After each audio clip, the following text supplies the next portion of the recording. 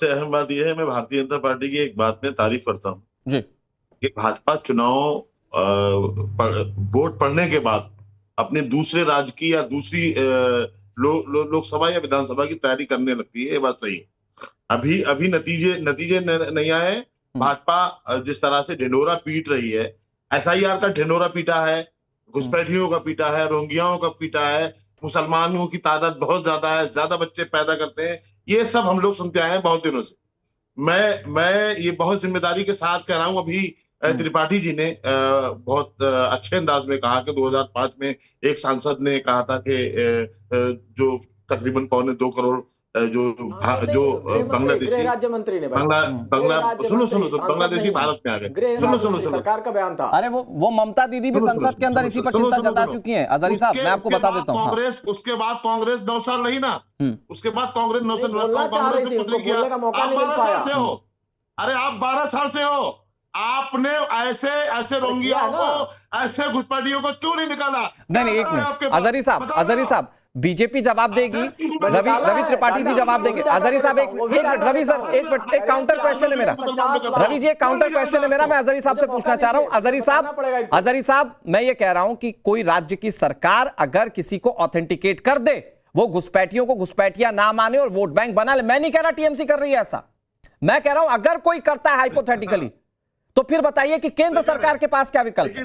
भाई अगर कोई दस्तावेज ही बनवा देगा, भारत में अगर नागरिकता प्रमाण करने का एक साधन दस्तावेज और अगर वो बनवा देगा, तो आप बताइए केंद्र सरकार के पास क्या है? घुसपैठिए कितने हैं ये एसआईआर बता नहीं पाया।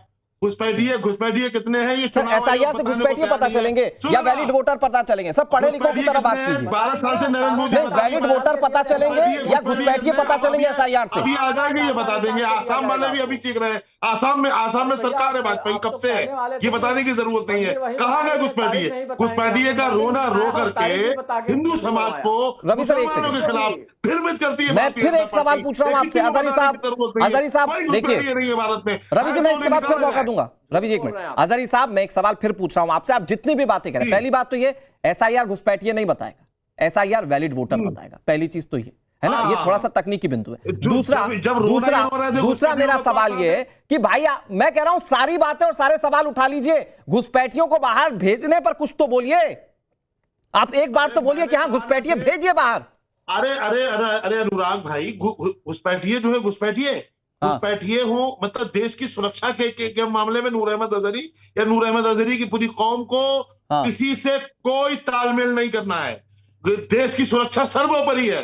देश की सुरक्षा के मामले में भारत सरकार के साथ में है। लेकिन हम पूछना चाहते हैं, आसाम में भी आप घुसपैठिए चीख रहे हो, केंद्र में भी ठीक है, आ रहा हूं जगदीश भाई, आ रहा हूं। आपकी है, ऐसे कब तक बेवकूफ बनाओगे देश को आप? ये पूछना चाह रहा हूं मैं। अरे भाई वो कह तो रहे हैं सत्ता में आएंगे तो करेंगे। आसाम में है ना सत्ता में? हाँ। आसाम में सत्ता में है। रवि जी जल्दी से जवाब दे दीजिए। क्या बोल रहा है रवि जी जल्दी से जवाब दे दीजिए।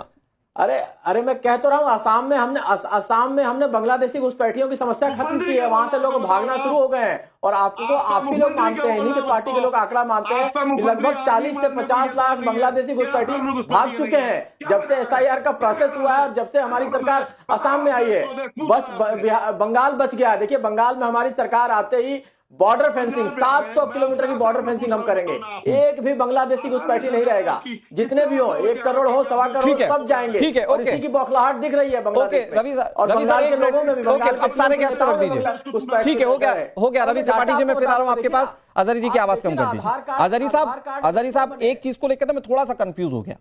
आपका एग्रेशन अच्छा दिख रहा था टीवी पे कि आप किसी चीज को लेकर गुस्सा है, मैं ये नहीं समझ पाया घुसपैठियों को बचाने के लिए, घुसपैठियों को भेजने के लिए एग्रेशन, ये थोड़ा सा क्लियर कर दीजिए। संजय सरकार जी मैं फिर आऊंगा आपके पास। जगदीश जी कुछ कहना चाह रहे हैं? जगदीश जी अपनी बात कहिए घुसपैठियों को लेकर। मैं चाहता हूं कि आप भी राष्ट्रहित की बात करें, लेकिन इसके साथ ही साथ पश्चिम बंगाल में ये जो मिडनाइट ड्रामा हो रहा है, इसको लेकर क्या कह रहे हैं? बीजेपी कह रही है कि ये हार दिखने लगी है, हार दिख रही है, इसलिए पहले से बचाने की वो तैयारी है कि भैया ये दिक्कत हुई थी इसलिए हार गए।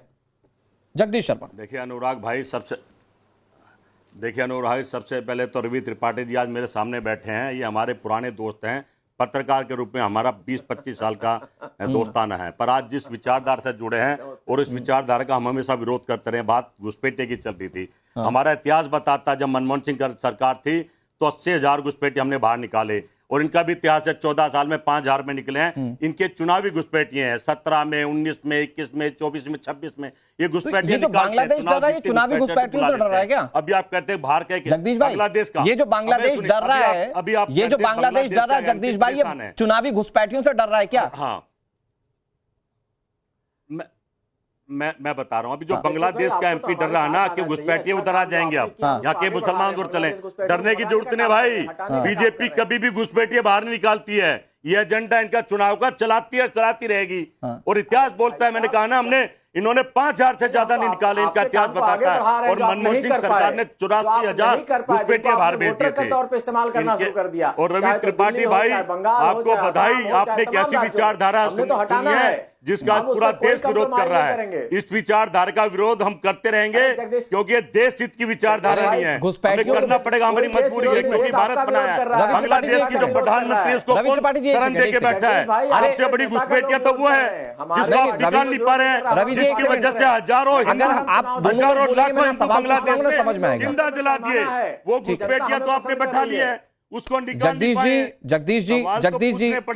जी, मुझे लगता है कि आज की चर्चा में थोड़ा सा क्लियर होने की जरूरत है। जगदीश शर्मा जी सुनिए ना मेरी बात, जगदीश भाई सुनिए तो सही मेरी बात, मुझे लगता है थोड़ा क्लियर होने की जरूरत है। आप आरोप लगाइए, आपको जो कहना है, जो सवाल पूछना है पूछिए। मुझे लगता है कि घुसपैठियों को लेकर एक स्टैंड तो क्लियर रखिए कि इनको बाहर भेजना है। भाई बगल वाला देश डर जा रहा है, वो मान जा रहा है कि घुसपैठ है, आप देश के अंदर छुपे हुए इन नासूरों को, इन घुसपैठियों को डिफेंड करने जैसा नजर आते हैं। आ रहा हूं संजय भाई, यहां जगदीश भाई जल्दी से एक आप बोलिए तो सही कि घुसपैठियों को बाहर करो। हमने 80,000 आदमी निकाले। हाँ, एक सेकंड लूंगा, एक सेकंड प्लीज अनुराग भाई, एक सेकंड और लूंगा। मैं समझता था SIR से बीजेपी चुनाव जीत रही होगी, लेकिन 2-3 की जो EM की गड़बड़ चल रही है, मुझे लगता है 100% जनता बंगाल की बीजेपी के खिलाफ है, मोदी को पसंद नहीं कर रही है, इसलिए अब EM की तरफ, धांधलेबाजी की तरफ चलती हैं। कहना कहीं घोटाला तो है। अरे भाई एक लाइन तो बोलिए जगदीश जी, घुसपैठियों को बाहर करें, एक बार बोलिए कि घुसपैठियों को बाहर कीजिए। जी ने कहा कि ममता जी ने अति कर दी है। अरे भाई घुसपैठिए तो बाहर निकलने चाहिए, पर बीजेपी नहीं निकालेगी। घुसपैठिए के नाम पर 19 में, 14 में, 17 में, 21 में, 26 में रवि जी, इनका मकसद है, एजेंडा है। रवि त्रिपाठी सर, मैं हाथ जोड़कर विनती कर रहा हूं, मुझे 2 मिनट सवाल तो पूछने दीजिए, के बाद घर बैठा लेते हैं। मैं कह रहा हूं कांग्रेस का असल कैरेक्टर तो पता चले। इनकी इच्छा शक्ति नहीं है। जगदीश शर्मा जी, मैं कह रहा हूं घुसपैठिए बाहर होने चाहिए, घुसपैठिए बाहर होने चाहिए, घुसपैठिए बाहर होने चाहिए। जगदीश शर्मा जी, घुसपैठिए बाहर होने चाहिए ना। मैं कह रहा हूं आज तो नतीजे नहीं पता है ना, तो बीजेपी या टीएमसी क्यों करना? आप जरा टीएमसी को बोलिए ना कि निकाले बाहर, आप बोलिए टीएमसी को निकाले बाहर, लोग नहीं निकाले, आप बोलिए ना टीएमसी को। आप बीजेपी क्यों कर रहे हैं? सिर्फ बीजेपी, आपको कंफर्म हो गया कि बीजेपी आ रही है? आपको कंफर्म हो गया क्या बीजेपी आ रही है? इतिहास बताता है। अरे आपको कंफर्म हो गया बीजेपी आ रही है? अभी तो कंफर्म नहीं है ना, बोलिए ना टीएमसी को निकाले। चोरी की वोट से, SIR चोरी से बीजेपी को आना है। मैं तो कह रहा हूं, आप विपक्षी पार्टियों की दिक्कत ये है, सूर्य प्रकाश मैथिल को स्क्रीन पर रखिए, आप विपक्षियों की दिक्कत ये है जो बोलना है सिर्फ बीजेपी के खिलाफ बोलिए, भले ही वो तार्किक ना हो। अरे भाई वो चुनाव जीते नहीं है अभी। घुसपैठियों को जब आप एडमिट कर रहे हैं कि घुसपैठिए हैं, तो निकालने की बात भी तो कीजिए, संजय सरकार से भी तो कहिए। अरे ये नहीं निकाल सकते, हमने निकाले हैं। हाँ, 80,000 से ज्यादा हमने निकाले, हमारा इतिहास बताता है। अरे भाई राहुल गांधी बोलने लगे टीएमसी के खिलाफ, सूर्य प्रकाश मैथिल जी, भाई एक चीज, भाई घुसपैठियों को निकालने वाली बात और ये चुनावी वायदे, चुनावी दावे, सब चीजें हुई, लेकिन आज की जो डिबेट है और आज की जो सारी चर्चाएं हो रही पश्चिम बंगाल में, वो ये कि गड़बड़ी कौन कर रहा है। भाई ममता बनर्जी तो दिखाने की कोशिश करी कि स्ट्रांग रूम के अंदर रखा हुआ बैलेट बॉक्स भी छेड़छाड़ की कोशिश उसमें की जा रही है। वो 4 घंटे बैठी रहे स्ट्रांग रूम के बाहर, एक मुख्यमंत्री जाकर स्ट्रांग रूम के बाहर बैठ जाता है, बताने की कोशिश करता है कि वोटर्स के वोटों के साथ छेड़छाड़ की जा रही है। धन्यवाद अनुराग भाई, पहले तो आपको और पूरे देश को भारत माता की जय, वंदे मातरम। और देखिए आपकी डिबेट में 2-3 गलत तथ्य जो हैं वो यहां प्रसारित किए गए। पहला तथ्य तो ये कि आज तक कांग्रेस ने कभी भी जो घुसपैठिए हैं, मेरे पास में डेटा है 2000 से 2014 का, अगर ये मुझे बता दे कि 80,000 कब इन्होंने डिपोर्ट किए तो मैं मान जाऊंगा। जो ऑफिशियल डेटा रिकॉर्ड में है वो 7,000 घुसपैठिए जो हैं वो कांग्रेस ने बाहर निकाले। सुनिएगा जगदीश शर्मा जी, आराम से, चिल्ला चौंक नहीं। दूसरी चीज, भारतीय जनता पार्टी की सरकार ने 2014 से आज तक 8,000 से ज्यादा घुसपैठिए ऑन रिकॉर्ड बाहर निकाले और उसके अलावा 20 लाख से ज्यादा पूरे देश में चिन्हित किए हैं। उसका डेटा अभी आपको उपलब्ध हो रहा है।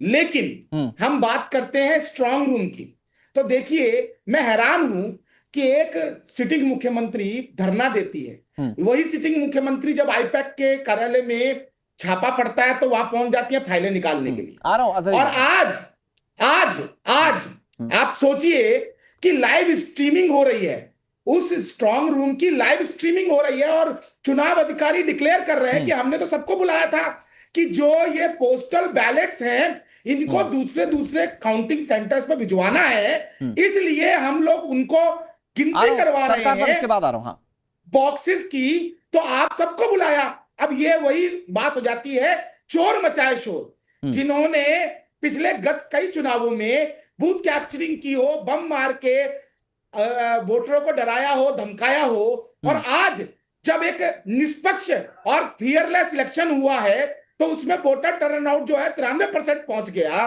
तो इससे बौखलाकर टीएमसी जो है वो अल्ल बल्ल टल कुछ भी बोल रही है। 20 सेकंड और मैं एक बात और कहना चाहता हूं। आप देखिए कि जब बीजेपी की सरकार केंद्र में आती है तो पाकिस्तान में हल्ला मच जाता है, हाय हाय होती है कि वहां पे कहते हैं राहुल गांधी अगर आ जाते तो बहुत अच्छा होता।